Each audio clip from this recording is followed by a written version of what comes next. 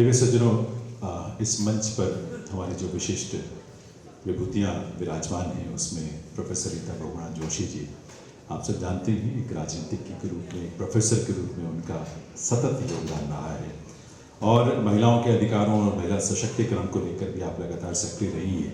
उत्तर प्रदेश सरकार में जब आप मंत्री थी तो महिला परिवार कल्याण विभाग का दायित्व भी आपने संभाला था, तो इस तरह के योगदान आपके रहे हैं। मैं आपकी करतल ध्वनि के साथ निवेदन करूंगा प्रोफेसर रीता बहुगुणा जोशी जी से कि वे अपना उद्बोधन आपके समक्ष रखें। जैनेन जी की आवाज़ इतनी गंभीर है और इतनी वज़नदार है कि सब लोग वज़न पकड़ लेते हैं।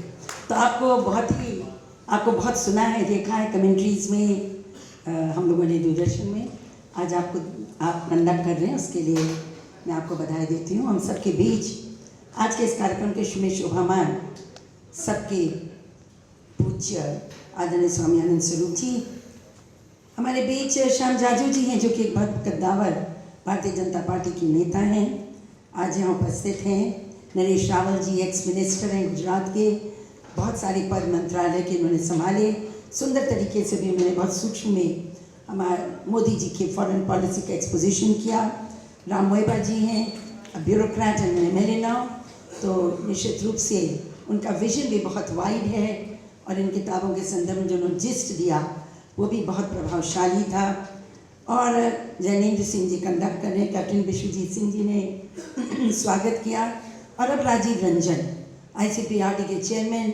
मैंने तो इनको एक बहुत ही यंग स्टूडेंट लीडर के रूप में देखा और विगत 20 वर्षों से मैंने इनके विकास के पथ को देखा है और मैं कह सकती हूँ कि अगर लगन से कोई आदमी किसी मिशन पे चलता है तो निश्चित रूप से वो अपने लक्ष्य को प्राप्त करता है। किस प्रकार की लगन मैंने इस नौजवान में देखी थी, अभी भी जवानी है लेकिन फिर भी काफ़ी पायदान उन्होंने पार करते हुए और अब अपने सक्रिय जीवन के साथ साथ सार्वजनिक जीवन के साथ साथ इन्होंने लेखन के क्षेत्र में भी कदम रखा है, उसके लिए मैं इनको बधाई देती हूँ।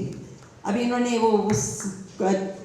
एक इन्होंने किताब लिखी थी, वो 17 दिन, क्या वो जो गढ़वाल में क्या नाम है इस किताब का, वो 17 दिन इन्होंने लिखी थी, जो टनल में उत्तराखंड में लोग फंस गए थे और किस तरह से प्रधानमंत्री के निरीक्षण में और मुख्यमंत्री के वहाँ डट के बैठ जाने से उन सबको सुरक्षित बाहर निकाला गया।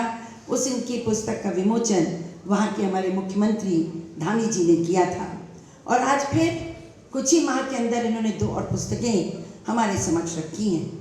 अब मैं तो प्रोफेसर हूँ, मैंने बिना पढ़े तो मैं बोलती नहीं, तो मैंने इनसे पूछा कि भाई 2 बड़े विषय हैं, आप क्या चाहते हैं मैं किस पे बोलूँ? तो इन्होंने कहा महिला सशक्तिकरण पे बोलिए। और मुझे खुशी इसलिए है क्योंकि अगर महिला होकर मैं महिलाओं की आवाज़ ना बुलंद कर पाई तो फिर क्या किया, इसलिए उसके लिए बोलना मेरे लिए भी एक सौभाग्य का विषय। परंतु जैसे कि अभी नरेश रावल जी ने, राम मोएबा जी ने फॉरेन पॉलिसी का एक्सपोजिशन किया, यकीनन हमारी जो ट्रेडिशनल पॉलिसी है उसको तो उन्होंने अंग साथ किया ही, लेकिन प्रधानमंत्री का नेशन फर्स्ट, लुक ईस्ट नहीं एक्ट ईस्ट और पूरा विश्व बंधुत्व का जो उन्होंने एक संदेश दिया, वास्तव में वो बहुत बड़ा है। जैसे उन्होंने बताया ज़ेलेंस्की और पुतिन के बारे में, कौन नेता ऐसा होगा इतना पावरफुल, अपने आप को ट्रंप मानते हैं, शोर मचा रहे हैं कि तुम चुप हो जाओ, तुम ये करो, कोई सुनने को तैयार नहीं। इधर देखिए तो ज़ेलेंस्की और पुतिन दोनों उनके कब्जे में नहीं आ रहे, लेकिन प्रधानमंत्री ने एक फ़ोन किया कि भाई वहाँ पर निर्दोष लोग फंसे हैं, आप लोग 1 दिन के लिए युद्ध विराम कर दीजिए, और दोनों ने युद्ध विराम कर दिया। ये होती है डिप्लोमेसी। इस डिप्लोमेसी की दाद दी पूरे विश्व ने, और वहाँ से हमने सिर्फ भारतवासियों को नहीं निकाला, हमने पाकिस्तान के और अन्य देशों के भी बच्चों को वहाँ से बाहर निकालने का काम किया। अभी बिम्स्टेक खत्म हुआ है, वहाँ हमने देखा प्रधानमंत्री जी ने झंडे गाड़े, किस तरह से नेतृत्व वो इस पूरे बिम्स्टेक का कर रहे हैं। और G20 में तो हमने देख ही लिया, पूरी इंडिया की फॉरेन पॉलिसी है जिसे उन्होंने प्रस्तुत किया, और नवीनता उन्होंने साउथ अफ्रीका की आवाज़ को बुलंद करके 40 नेशंस को उन्होंने G20 के अंदर प्रवेश दिलाने का काम किया, भारत की बात को आगे रखा, और सबसे बड़ी बात महिलाओं के लिए एक आह्वान कर दिया विश्व को। उन्होंने कहा विमेन सेंट्रिक नहीं, विमेन लेड डेवलपमेंट होगा, अब महिलाएं ही प्रगति का आगाज करेंगी, उसका नेतृत्व करेंगी। तो आप खुद सोचिए हमारे एनआरआईज को कितना हमारे सम्मान, जहाँ भी जाते छोटे बच्चे से बूढ़े तक उनका स्वागत करते और उनका सम्मान उन देशों में होने लगा है। चाहे वो इस्लामी राष्ट्र हो, चाहे वो क्रिश्चियन कंट्रीज हो, चाहे वो अन्य हो, हर देश में आज भारतवासियों का सम्मान बढ़ा है। तो इस तरह से उन्होंने केवल भारत में भारत का नहीं, विश्व में भारत का नहीं, भारतवासियों का सम्मान पूरे विश्व में स्थापित किया है। इससे हम उनको बधाई देते हैं। और राजीव रंजन ने बहुत डिटेल में उनकी south Asia, south east Asia, Asian policy, उनकी अफ्रीका के प्रति, यूरोप के प्रति, अमेरिका के साथ उनके संबंधों की ज़बरदस्त विवेचना की है। तो it's a must read book, पढ़ना आवश्यक है, इसको पढ़ना चाहिए। पर मैंने अगर बहुत गंभीरता से पढ़ा तो इनकी दूसरी पुस्तक को पढ़ा, महिला सशक्तिकरण, सम्मान, समृद्धि, सुदृढ़ता 2025 में कि इन्होंने तक लिखा है। अब इसमें 16 अध्याय हैं और 16 अध्याय में सामाजिक, आर्थिक, राजनीतिक, प्रशासनिक सारे पहलुओं पे अलग अलग इन्होंने अध्याय लिखे हैं। 176 पृष्ठों की किताब है, पुस्तक है। और मैंने एक भी पेज नहीं छोड़ा, क्योंकि अगर एक प्रोफेसर आएगा कहीं बोलने तो किताबिया तो भैया जरूर पढ़ेगा, क्योंकि इसके बिना तो काम नहीं चलता। बट आई रियली कॉम्प्लीमेंट है कि उन्होंने सिर्फ वर्तमान नहीं, अतीत से आज तक भारत के सशक्तिकरण के आंदोलन की रूपरेखा खींची है। भारत को तो मानते ही हैं कि महिला सशक्तिकरण की सबसे महत्वपूर्ण भूमि है, जहाँ महिला को पूजा जाता है, जहाँ महिला का सम्मान होता है, जहाँ महिला को माँ कहा जाता है। और धरती के बाद अगर माँ के बाद अगर कोई माँ है तो धरती माँ होती है। This is the only country which calls it's land mother in Motherland, और तो कोई नहीं बोलता ऐसे। तो हमारे यहाँ माँ का एक अलग दर्जा है और हम हमेशा ये कहते हैं कि माँ के चरणों में ही स्वर्ग है, ये माना जाता है। माँ की उपासना, माँ की शक्ति। और अभी जब वो बोल रहे थे हमारे बीच में सुरेश जी, तो उन्होंने बहुत सारी बातें कही। सच है, महिला ही परिवार की धुरी होती है, लेकिन महिला समाज की भी धुरी हो सकती है। ये अगर किसी ने पहचाना तो नरेंद्र मोदी ने पहचाना, जिन्होंने महिला को धुरी बनाकर सब कुछ उनके इर्द गिर्द तो संरचना करने का प्रयास किया। अब आप खुद ही सोचिए, उन्होंने पहले क्या, उनका क्या है, 2 मोटोज। सबने मोटोज की बात करी, मैंने भी उनके 2 शब्दों को पकड़ा। उन्होंने कहा, जैसे कहा इंडिया फर्स्ट, उन्होंने कहा citizen first, dignity first, justice first. और अगर न्याय देना है तो अगर 50% आबादी को न्याय त्वरित नहीं मिलेगा तो हम नहीं मान सकते कि न्याय हुआ। ये उन्होंने कब कहा? 75वें वर्ष में जब वहाँ पर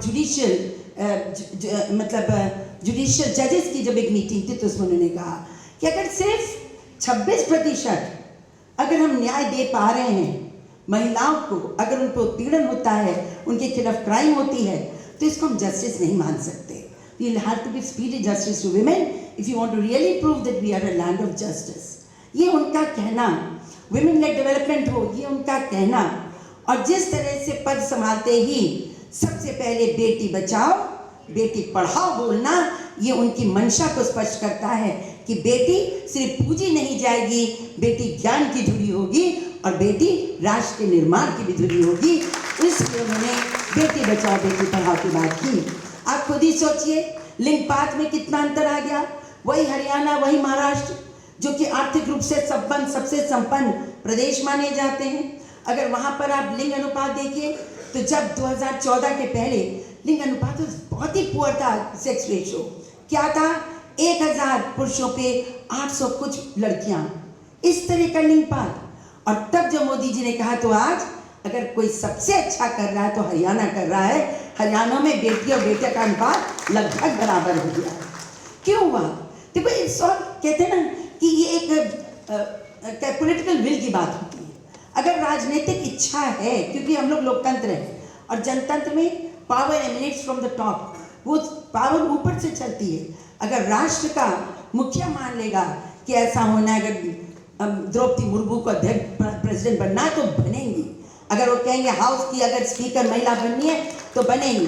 और अगर 7 बार विश्व रिकॉर्ड हो गया, 7 बार अगर कोई देश का फाइनेंशियल बिल रखेगा तो महिला होगी। ये कोई नहीं कर सकता।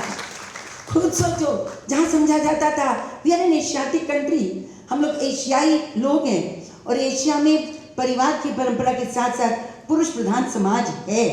और ये पुरुष प्रधान समाज महिला को इस योग्य नहीं समझता कि वो निर्णय ले सकेगी।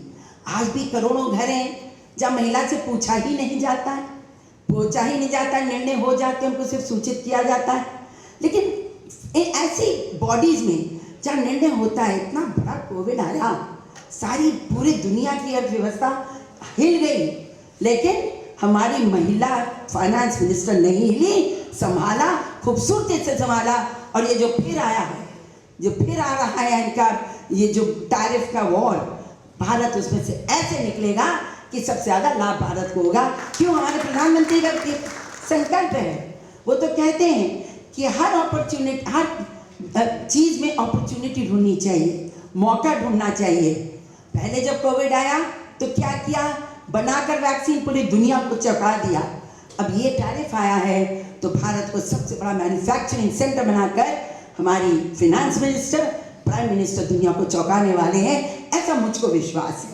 तो फिर मैं कहना चाहती हूँ कि अगर महिलाओं के प्रति हमारे प्राइम मिनिस्टर के पहले हेल्थ का भी देखिए, उन्होंने हेल्थ सिस्टम को मजबूती नहीं किया, बल्कि उनके हेल्थ में, इस सेक्टर में महिलाओं को आगे बढ़ाने के लिए और उनको सुविधाएं देने के लिए बहुत काम किया। और उन्होंने जिस तरह से औषधि केंद्र बनाए गए, इन औषधि केंद्रों पर आप जाके देखिए तो सबसे वहाँ पर आप देखेंगे कि सैनिटरी पैड्स वहाँ पर 1 रुपए में मिलते हैं। करोड़ों सैनिटरी पैड्स गांव में जाकर लड़कियों की सेहत के लिए, उनका जो हीमोग्लोबिन कम हो जाता है उसके लिए कैंपेन चलाया उन्होंने, जिसमें उन्होंने आयरन की टैबलेट्स बांटने का काम किया। किशोरियों के लिए, बेलड़कियों के लिए, छोटी बच्चियों के लिए एक नहीं दर्जनों योजनाएं बनाई। फिर बाद में सोचा इन सब योजनाओं को क्लब क्यों ना कर दूं, और उन्होंने उन सबको क्लब करके और उन्होंने मिशन शक्ति के अंतर्गत उनको लाया। अब मिशन शक्ति के अंतर्गत देखिए क्या क्या है, बेटी बचाओ बेटी पढ़ाओ, मातृवंदना योजना, महिला शक्ति केंद्र, एजुकेशन फॉर एडोलेसेंट, किशोरियों की शिक्षा, फिर क्रेश, राष्ट्रीय महिला कोष, उज्ज्वला, सुधार गृह, one step centre, gender budgeting, so on and so on. सारों को एक बैनर के अंदर लाए और इस अम्ब्रेला के अंदर लाके इसके सबको पहुंचे, ये लाभ मिले, इसका उन्होंने प्रबंधन किया। आईएएस में, आईपीएस में, पीसीएस में महिलाओं की संख्या बढ़े, पुलिस में महिलाओं की संख्या बढ़े। आज महिलाओं की संख्या पुलिस में तेजी से बढ़ रही है। अभी अग्निवीर आपने देखा, आर्मी में लड़कियों के लिए भी 20% का उन्होंने स्लॉट रिजर्व कराया। सारी आर्मी में 10 विभाग जो हैं, उनके जो 10 एरियाज हैं, सब में उन्होंने कमीशन लड़कियों के लिए खोल दिया। और आज पायलट्स, फाइटर पायलट्स, हमारी लड़कियां तेजी से बन रही हैं। 2015 में कह दिया गया था कि हाँ आप एलिजिबल हैं, लेकिन हो नहीं पाया। 2019 में पहली आई और आज 2024 में 1600 से ज़्यादा फाइटर्स हमारी लड़कियां बन चुकी हैं। आपकी रिपब्लिक डे परेड में पुरुषों की कंटिजेंट को 144 जो लड़के थे, मतलब जो जवान थे, उनको लीड किया 5 फुट 2 इंच की लड़की ने उसको लीड करा, जिससे उनका सम्मान बढ़ा। और इस बार तो ऑल वुमेन्स कंटिजेंट 2 या 3 निकले। तो लड़कियों के मन में आत्मविश्वास पैदा करना, लड़कियों के मन में ये आत्मसम्मान पैदा करना, महिलाओं के अंदर राष्ट्र के प्रति कुछ कर गुजरने का जज्बा पैदा करना, सिर्फ शहरी लड़कियों के लिए नहीं, ग्रामीणों के लिए भी। सबसे ज़्यादा अगर कहीं पर हुआ है परिवर्तन तो स्वयं सहायता समूहों में हुआ है। मैं हमेशा कहती हूँ स्वयं सहायता समूह इस देश की आर्थिक स्थिति को बदल देंगे। आप देखिएगा इस समय 10 करोड़ लड़कियां, महिलाएं 90 स्वयं सहायता समूह में गठित हो रखी हैं। और इनमें मोदी जी का प्रयास है कि हर स्वयं सहायता समूह केवल कढ़ाई बुनाई, कुकिंग, ब्यूटी कोर्सेज यही ना करें, वो भी करें जो मेन बैस्टन माने जाते हैं। ड्राइविंग करें, इसके मोबाइल के रिपेयर का काम करें, वो ट्रैक्टर चलाने का काम करें, वो ड्रोन्स चलाने का काम करें, वो जैविक खेती करने का काम करें। और सबसे खुशी की बात है, पिछले साल 2023 में टारगेट था कि हम 1,000 हम स्वयं सहायता 1 करोड़ स्वयं सहायता समूह की लड़कियों बहनों को हम लखपति दीदी बनाएंगे। बन गई। अब टारगेट है कि इस वर्ष में 3 करोड़ को लखपति दीदी बनाएंगे। और ड्रोन्स दे दिए गए हैं। अब की जो बजट आया उसमें 15,000 ड्रोन्स लड़कियों के स्वयं सहायता समूह को दिए जा रहे हैं। उनकी ट्रेनिंग हो रही है, उनको टेक्निकल नो हाउ दिया जा रहा है, और वो उन ड्रोन्स के माध्यम से जो छिड़काव करेंगी खेतों पे तो कमाई भी करेंगी। और लड़कियों ने क्या किया, स्वयं समूह ने, उन समूह ने अपने क्लस्टर्स बना लिए हैं, और उन क्लस्टर्स में वो इस ड्रोन के माध्यम से कोऑपरेटिव फार्मिंग कर रही हैं, और इससे जो परिवर्तन आएगा वो भी एक अनूठा होगा। बोलने को हम बोलते जा सकते हैं कि हमारे प्रधानमंत्री ने किया क्या, स्टेम की पढ़ाई को बहुत आगे बढ़ाया, साइंस टेक्नोलॉजी, आपका ये मैथमेटिक्स इंजीनियरिंग, इसको लड़कियों को पढ़ाया। और आप देखिए, आप लोगों के पास तो आंकड़े होंगे कि किस तरह से अब इन लोगों ने आईटी सेक्टर में लड़कियां आज, चाहे गूगल हो, माइक्रोसॉफ्ट हो, अमेजॉन हो, मेटा हो, कोई भी आप प्लेटफॉर्म देख लीजिए, इन प्लेटफॉर्म्स पे लड़कियां महत्वपूर्ण जगहों पर आकर बैठ गई हैं और इन प्लेटफॉर्म्स का यूज कर रही हैं। आज महिलाएं अपनी आवाज को बुलंद करने के लिए आज के इन प्लेटफॉर्म्स का इस्तेमाल कर रही हैं। और ये जो डिजिटल प्लेटफॉर्म्स हैं, आपने तो बहुत सारे सुने होंगे, याद होगा आपको मीटू का कैंपेन चला था, मीटू का कैंपेन चला। उसके अलावा उन्होंने बहुत सारे कैंपेन्स लड़कियों ने चलाए, जिनके माध्यम से आज हम लोग महिलाओं के विषय में चर्चाएं करना शुरू कर दिया। अब लड़कियों को अब ये बात समाप्त हो गई, ये बात समाप्त हो गई कि जिसका बलात्कार होता है वो गंदा होता है। अब ये हो गया है कि न्याय की गुहार लगाने वाली लड़की मजबूत होती है, शक्तिवान होती है, शक्तिशाली होती है, और जो करता वो कायर होता है। और जिस तरह से आज डिजिटाइजेशन हो रहा है, क्रिमिनल्स का, बलात्कारियों का, पूरे उनके बन रहे हैं, तब इसके बाद एक्सपोज हो जाएंगे सब। और आप देखिएगा आने वाले वक्त में, ठीक है अभी है, हो रहा है, बहुत सारा क्राइम हो रहा है, पर नेबरहुड क्राइम है, इसको भी डील करना पड़ेगा। तो मैं यही कह सकती हूँ, मैं तो अभी जब पॉलिटिक्स की बात अगर मैं करूँ तो द अल्टीमेट वॉज, हम तो तभी बहुत, देखिए मैं तो 50 साल से महिला आंदोलन में हूँ, मेरी उत्पत्ति ही महिला आंदोलन से हुई है। जन्म तो बहुगुणा जी और कमला जी ने दिया, पर राजनीति और समाज में मेरा प्रवेश मेरी माँ के माध्यम से महिला आंदोलन में हुआ था। 1973 से लेकर लगातार मैं महिलाओं के विषयों पे काम करती आई हूँ, और मुझे गर्व है इस बात का, मुझे गर्व है इस बात का। जब हो रहा था ये आपका स्थानीय निकायों में आरक्षण का विषय था, हम लोग आंदोलन करते थे, सोच हमने बड़ी तोप मार दी, बहुत बड़ा हमने काम कर दिया। फिर कोशिश करते रहे कि भाई किसी तरह से लेजिस्लेचर्स में भी मिल जाए, कोई नहीं कर पाया। अटल जी ने कोशिश की, लोगों ने होने नहीं दिया।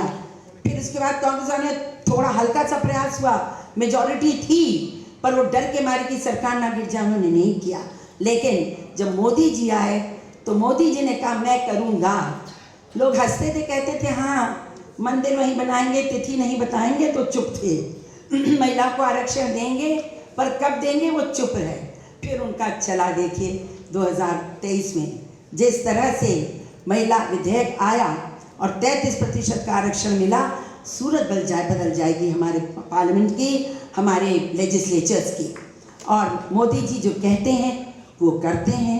मोदी जी का विश्वास है कि 50% आबादी को आवाज़ देनी है। मैं यही बात कह के ख़त्म करूँगी। अब किसी ने कहा कि मैं मोदी जी के, गांधी जी के प्रेम से बहुत प्रभावित हूँ। वास्तव में मोदी जी शांतिवादी भी हैं और वो फिर बोस की तरह क्रांतिकारी भी हैं। जहाँ जो हथियार चाहिए होता है उसका उपयोग करते हैं। डिप्लोमेसी में तो उनका कोई जवाब ही नहीं है, वो तो छोड़ दीजिए। लेकिन गांधी जी ने कहा था महिलाएं शक्ति का वो भंडार है जिसे अगर खोल दिया गया तो दुनिया को चकाचौंध कर देंगी। ये गांधी जी कह के गए थे, जिसको यथार्थ कर रहे हैं मोदी जी।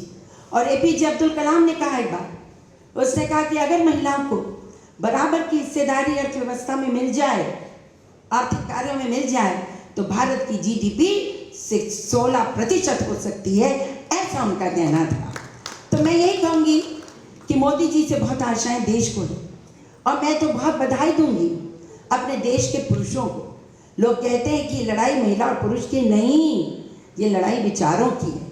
और सबसे ज़्यादा अगर प्रगतिशील कोई दुनिया में हुआ है तो भारत के लोग हुए हैं, क्योंकि भारत के पुरुषों ने जो भी आज तक हुआ जो भी महिलाओं के लिए आंदोलन हुए और चाहे जो भी कानून पास हुए, सभी पुरुष प्रधान हाउसेज से हुए, चाहे पार्लियामेंट हो, चाहे लेजिस्लेचर हो, चाहे आप विद्यासागर को ले लीजिए जिन्होंने मान लिए इतना बड़ा कैंपेन महिलाओं के लिए किया था। तो हम यही कहेंगे, let us all stand by our prime minister, because prime minister doesn't think only about one community or one section of the people. He thinks about the nation as a whole. For him it is India first. For him it is सबका साथ, सबका विश्वास, सबका विकास। धन्यवाद। जय।